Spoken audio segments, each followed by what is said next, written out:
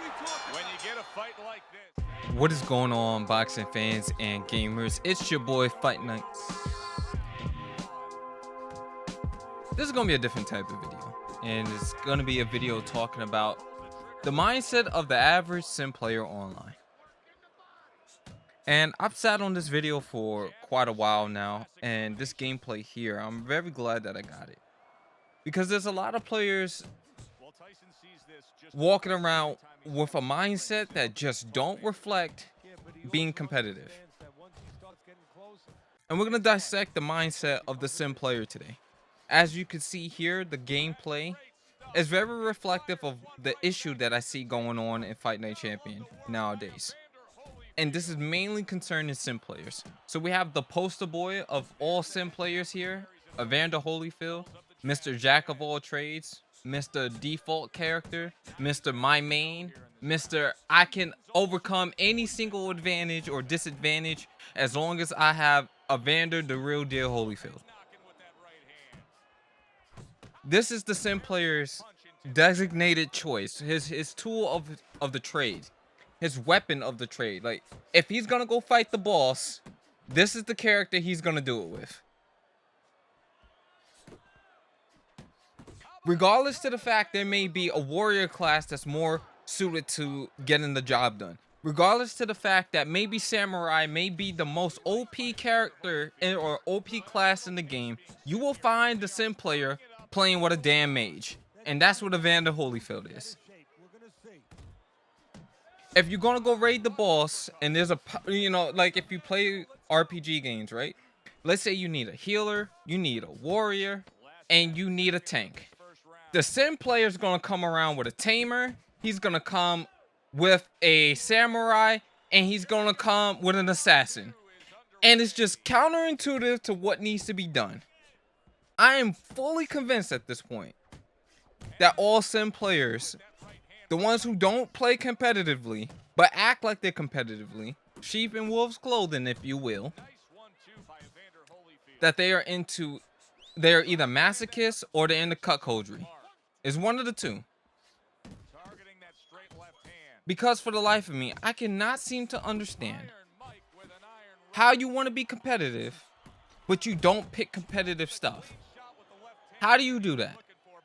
In any other game, you take Smash, you take League of Legends, Tekken, Call of Duty, you pick the best gun, right? You pick the best class setup. If you want to play on a competitive level. In League of Legends, you pick the best champions in their row, in their respective row. In Smash, you gotta pick your best character or your best main or whatever is meta. Dragon Ball fucking Z, you pick the character that's gonna get you to win. But in Fight Night Champion, with a sim player who likes to throw every single punch in the game, we haven't gone to the point of where you have to be an exploiter, right? Because I've been preaching for years that you don't play against spammers. I've been preaching that for years. I'll just leave the match. Now, I get it. If you want to fight spammers and stuff, at least the thing you can do is give yourself the best class matchup, right? I said for years, and it's been known for years, you either got to pick inside fighter or you got to play with a brawler. One of the two. But in the sim player's mind, he can pick an outside fighter, build him as a 91 overall, and yet complain when he loses. I can still get the job done with counterpuncher. I can still get the job done with unorthodox fighter. Why don't you just pick the thing that's going to allow you to have the best chance of winning? You're already at a disadvantage against an exploiter. You're already at a disadvantage against a spammer. And head-to-head and in ranked, you don't know what you're going to encounter, but you will still pick Evander the real deal Holyfield. And the guy's clearly hovering Tyson. And in your mind, for some reason, even though it's clearly illogical and irrational, you will still pick Holyfield against Tyson. I can overcome the strength of this. And then don't get me started on the guys with the result-based logic. Result-based logic is, well, I did it once. You beat a trash can, a whole on the street, cracked out, drugged out garbage player. And I'm not the person, I will not be the first to call somebody a bum. But for my live streams and for most people I see in the comment section, everybody's a bum, right? Everybody's a bum. And you will use that reasoning, even though records don't matter. And I've been saying this for God knows how long now. Records do not matter.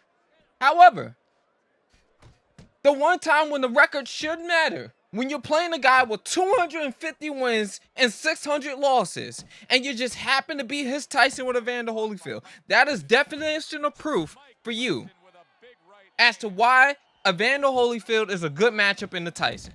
Why Evander Holyfield can beat a Marciano. And don't get me started on the other thing. Oh, well, you know, I beat a 750 win record, Marciano with 500 losses. It don't matter. He was bad. You can't take the one instance and act like it's gonna go against the law. There's people who break the law every day, right? It doesn't mean the law still ain't the law. The IRS will come and claim your money if you owe them. There may be one or two who slip through the cracks. But the general rule is, if you owe the IRS money, you better give them their money. It's the same thing with Fight Night Champion. 9 times out of 10, if you have two players of equal skill, or even if he's slightly below you in skill, and you have a subpar matchup, you are going to lose. But players will still pick a bad matchup, regardless to the fact it don't work. And the reason I'm making a video on it is because I've had debates with people on this during live streams. And I cannot comprehend why sim players, especially sim players, just keep doing things that don't make no sense. It gets you no results. But the few exceptions of when it does happen just seems to give you all the confidence and all the confirmation, all the validation in the world to keep doing things that don't make sense, and then give you reason to complain against things like a spam. Oh, well, I lost to a spammer this one time that I played him, and it's not because he's a trash player. He plays to win. God damn it, he plays to win. That's the one thing I can always give a spammer credit for. He is trying to win the match. But then you get Evander Holyfield players like this, where it's like, if you're losing the match, if you're somehow losing the match, and you know you're behind on the scorecards, we all see what happens past round 3, if you ever made it past round 3, because with some of the matchups you guys be picking, I don't know how you make it past round 3. But if you happen to make it past round 3 and you didn't get waxed into the ground already, you see you're losing on the scorecards, and then you just give up on trying to win the match. You will stick to the same game plan even though you're losing. There are so many players who feel like they are entitled. And I say entitled because it is an entitlement to think you can still fight on the outside, regardless to the fact you just got punched in the face by a fighter that hits harder than you, and you still want to back up. Well, guess what, sir? When you picked a bad matchup, you basically said, I am 100% okay with trying my damnedest to try to win on the inside because the opponent hits harder than me. But then yet you play on the outside. Or you see you're down 4 rounds to 3, and all of a sudden it becomes, oh, we're doomed. We can't win this matchup. It's not possible. I don't know how we're going to win. He's just better. But you will stay complaining, or you will stay in the match. You stay in the match for 20 to 25 minutes, even though you're not going to try to win. Then they get stubborn, and they're like, I'm going to sit here, and I'm going to not come forward, even though I'm losing 4 rounds to 0. So how else are you going to win the match? How you going to do it? How you going to do it? Because I'm genuinely curious at this point, what you think backing up, how is backing up going to get you to win this match? You're clearly not outboxing me on the outside. And you're not outboxing me on the inside. You're not out pressuring me. There's no change in strategy. And you have no reason to be backing up. You're down on the scorecards. You're down on the punch count in the middle of the round. But yeah, you'll continue to back up. So how are you going to get the win? How? How are you going to do that? It don't make no sense.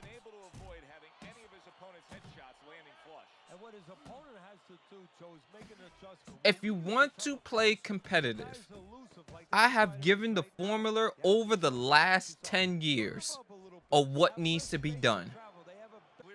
You don't throw in intense volume against a counterpuncher. That don't make no sense if you just put it on paper.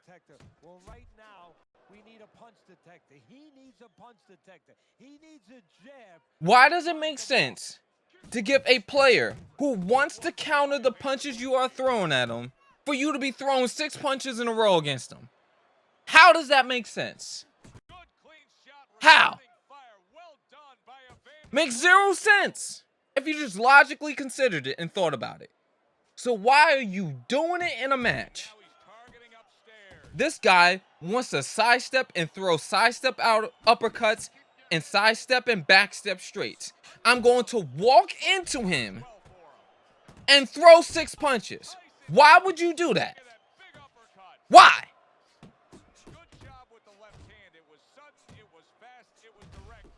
He hits harder than me. So I'm going to walk into him anyway and give him chances to hit me by throwing 5 or 6 punches. It makes no logical sense, my guy. None. So stop doing it. Stop doing things when you're playing that make zero sense. If you have the advantage and power and you hit somebody, back up. Let him make the mistakes. You've already earned access to the outside. The biggest advantage you can get on this game is who has the outside. Who forces the other player to chase. It's been like that for 10 years. Boxing has always been about scoring points. Look at the Olympics. Look at amateur boxing. The goal is to hit and not get hit. So if I duff you in your face and I'm playing Tyson and you're playing Evander Holyfield, that means you gotta come forward now. It's very simple. I hit you first, I can run. Remember when you was a kid and your brother will hit you? Or you playing with your friends and it's tag you're it and now they gotta chase after you? The fun is always being the person who can run away. That's where the fun comes from. The sim player's mindset is, well, I'm gonna keep going and try to throw a bunch of punches anyway. It don't make sense. So stop doing it. Another rule of thumb, right? Most spammers use what for defense? The hardest players do what? Why are they hard to hit? Because they block and they sidestep. So, therefore, a bunch of head movement, what makes you a stationary target, and is not guaranteed to give you a counter, and drains a shit ton of stamina. Why are you relying on head movement as first line of defense? It don't work. The last 3 rounds, when you've been getting tagged up and your opponent's landed 60% on you, has not told you already that, the way I'm trying to defend myself don't make no sense. The guy who's only getting 30% landed on him on average is mostly blocking and sidestepping and moving backwards. So, maybe that's the way to play defensively. Doesn't that make sense? 10 seconds to go in the 7th. In the world of gaming, when you don't know how to play, you do as the old heads do, right? You do as the older players have done. You learn from the players and from the replays that you watch of people who are better than you. Then you imitate and you copy that. That's the way it's always been. It don't matter what game you play. That's the reason why walkthroughs and things are so popular. If it is proven that you can beat the boss using a warrior class You don't pick an assassin for the mission. You don't do that. You pick the warrior class. You don't pick assassin. That's why I said it's a matter of cuckoldry. It's a matter of masochism.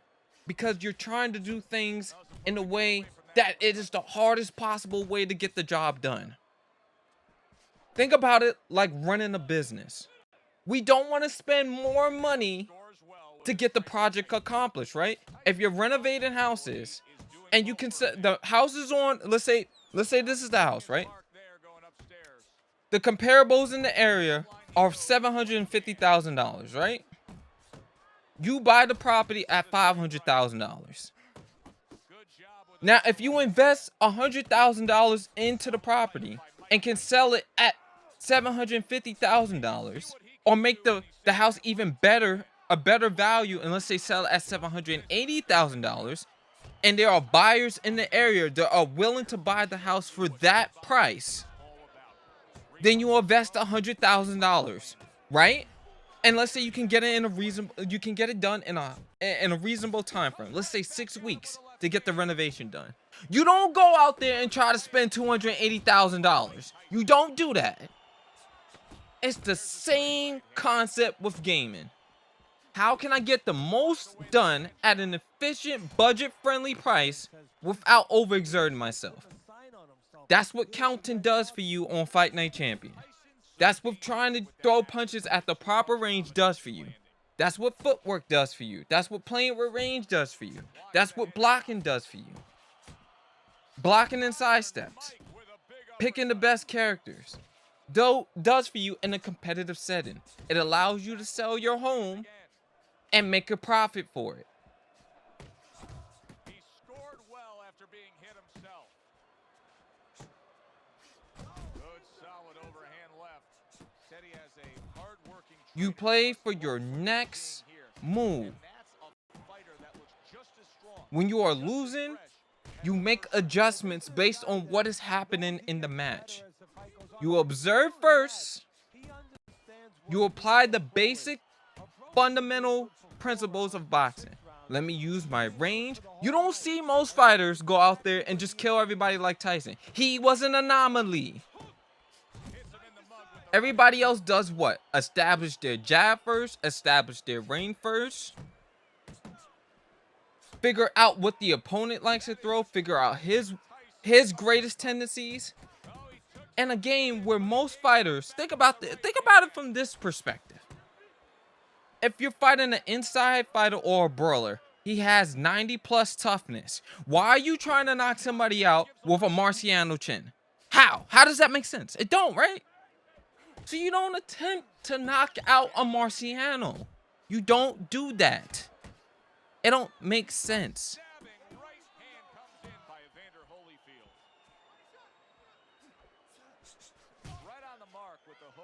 You don't try to knock out Triple G by going into the inside and fighting him on the inside when he hits harder than you and's got an incredible chin. You have to outbox him. Doesn't that make sense? It just makes logical sense when you just sit down and think about the matchup. That's how you play any game. That's how you strategize in a game. What are the combinations? What are the punches that I can throw? What are the things that I can do that's going to allow me to win? That's how you should be looking at the game, especially if you're a sim player. Being sim automatically puts you at a disadvantage because somebody can exploit and has the advantage over you because the defensive system does not work in your favor. Do not double down on weaknesses by picking weak shit. You don't do that. You don't fight in inefficient ways against somebody who tries to be as efficient as possible with minimum effort. That's what spamming is. Maximum results with minimum effort.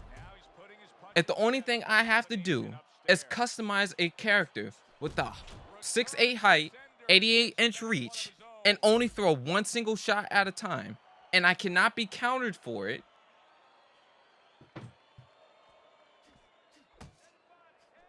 then you don't pick 76-inch reach at heavyweight with a 5'10" and try to win that way, or 71-inch reach. You don't do that.